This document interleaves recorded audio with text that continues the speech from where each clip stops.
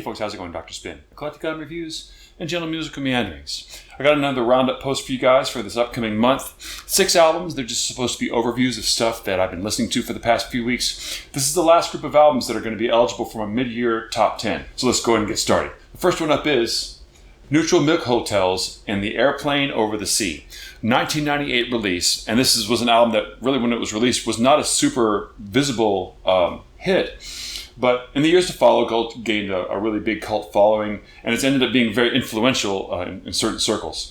Certainly fans of groups like the Decemberists and even Arcade Fire to a degree will find a lot to like here. These are bands that really took what Neutral Milk Hotel was doing and took it to the next level in the next couple of decades. Our primary songwriter on this album is a gentleman named Jeff Magnum.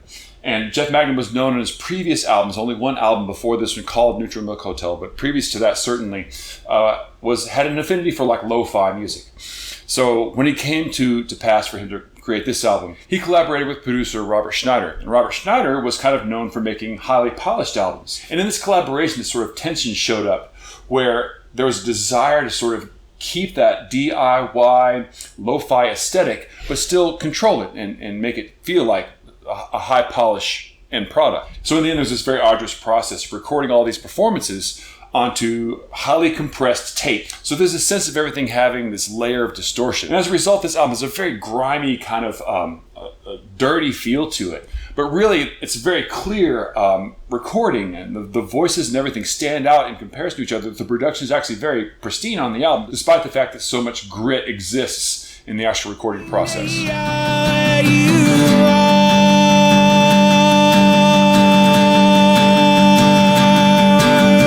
Two-headed boy, put on Sunday shoes and dance round the room to accordion keys with the needle that sings in your heart. Now this sort of like attempt to recreate a DIY lo-fi aesthetic at times on the album, at times, not always, but at times, can kind of come off as a little bit irritating, a little bit annoying. But in the big picture, this album is buoyed by fantastic, adventurous songwriting and a lot of really great performances, and also very cool uses of horns and horn arrangements. You know, this isn't kind of like Tower of Power type brass stuff. It sounds like, you know, some kind of blues band, Louisiana blues band down the street that was just, you know, recording into a microphone in the middle of the room. But that just adds to the overall aesthetic of the album. And next up I got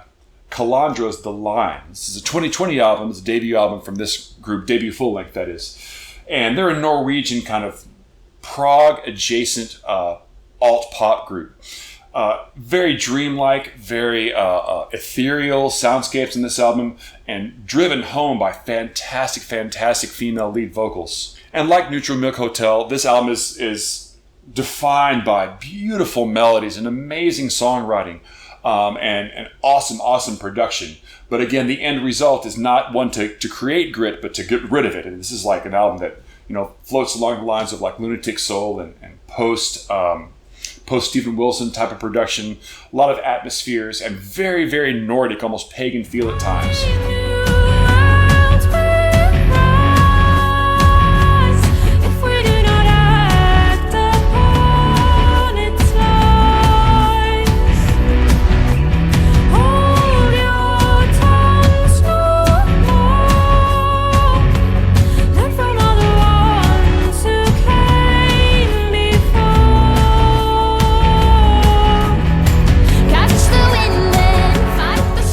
I think that if you're a fan of Mostly Autumn, especially Mostly Autumn's earlier albums, if you know who that is, you'll find a lot to like about Kalandra.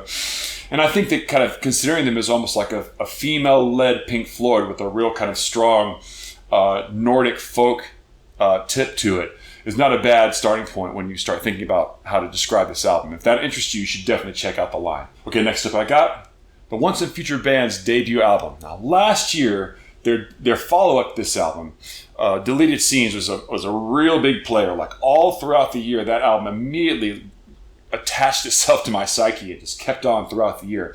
And I was pretty eager to check out this first album. And again, they do a very fantastic job of occupying the same space between progressive rock and pop music on this album as they do in Deleted Scenes. I will say it kind of leans a little bit more to the progressive rock side. The songwriting isn't quite as concise as you saw on its successor on Deleted Scenes, but certainly like there's a lot of really singable, accessible stuff and many, many opportunities to kind of just smile at the performances and the amount of songcraft and the details on this album.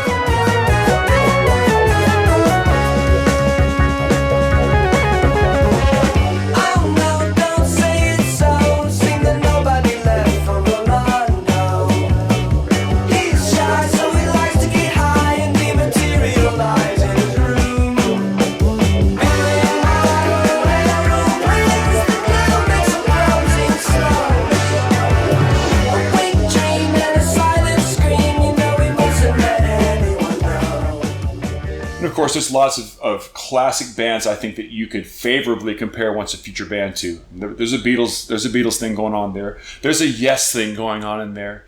There's a Steely Dan thing going on in there. There's an ELO thing going on in there. Another way you can look at it is that they occupy a lot of the same space as field music. They have that same kind of progressive rock, but still pop overtones to it. And although maybe this doesn't have quite the clarity, I think, that Deleted Scenes has, it has so much musicality to it that it still sells. So another great one from Once a Future Band. Okay, next up I got Deep Energy Orchestra, The Return. Deep Energy Orchestra's Playing with Fire from a few years ago was an album I didn't really give enough credit to when it came out because I really enjoyed it early on in the year and it sort of got lost in the shuffle. And it's one of those albums I think that I've created this big elimination structure to make sure that albums don't get lost in the mix by the end of the year, because that was a really great album, and this one, as The Return, I think is even more compelling than its debut album. This is a cross-cultural fusion type album, led by Jason Everett, who's the main composer for this album, but it has a broad variety of guest artists that come on and make appearances, not the least of which, and this is the person that really drew me to it in the first place, was touch guitar player Trey Gunn.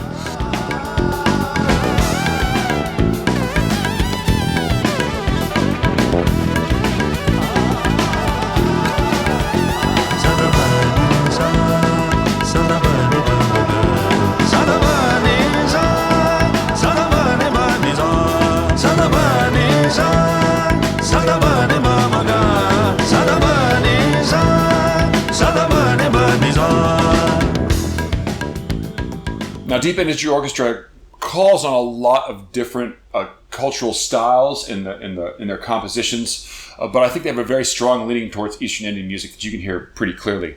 But it coalesces into a pretty compelling thing overall. And what I really like about this album over, I think, its predecessor, is that we see a couple instances here where there's some long-form or multi-movement songs, and one of them, the lead track, the lead composition, is this 4-part piece called Moksha. And it's a storytelling. It's a storytelling tale. Even though there's no lyrics to it, it's sort of a musical representation of the birth of a soul and the soul going through its life and passing on and then returning, a cycle of samsara and existence. And really engaging use of Eastern-style melodies pull this album together. Okay, next up I got Hollywood Burns, The Age of the Saucers.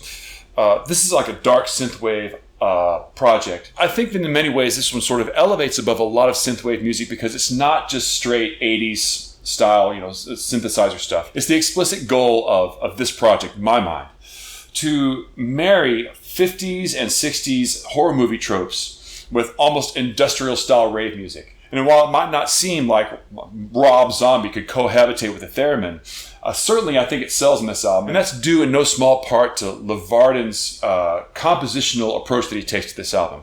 One of the things that sews the whole thing together is the fact that he thinks of these things as almost like movie soundtracks. He's tried to recreate the feeling of a movie soundtrack. Again, one that didn't really exist, with 1950s style, alien invasion apocalypse stuff with crushing rave music. And along with that, a liberal use of orchestral tropes and orchestral flourishes to help kind of soothe the whole thing out and give it that sense of almost feeling like a soundtrack.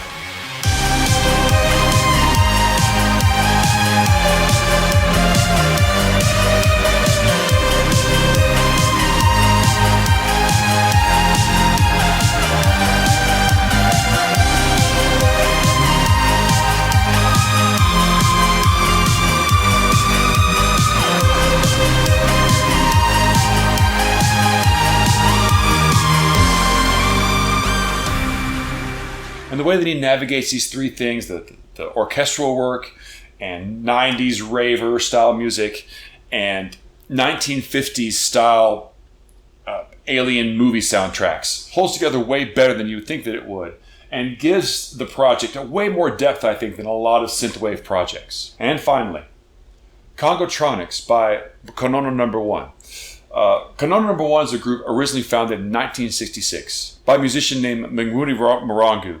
And it was the goal of this group to create from scrap an ensemble that centered on the likembe, which is a type of thumb piano. We call these thumb pianos in the West. Very closely related to the mbira, that sort of thing, that family of instruments. And originally the sound that these electrified likembe made this distorted sound that wasn't really welcome. That's not really what they wanted, but it's what they had to work with, because they were literally creating these instruments out of junk, out of things that they found.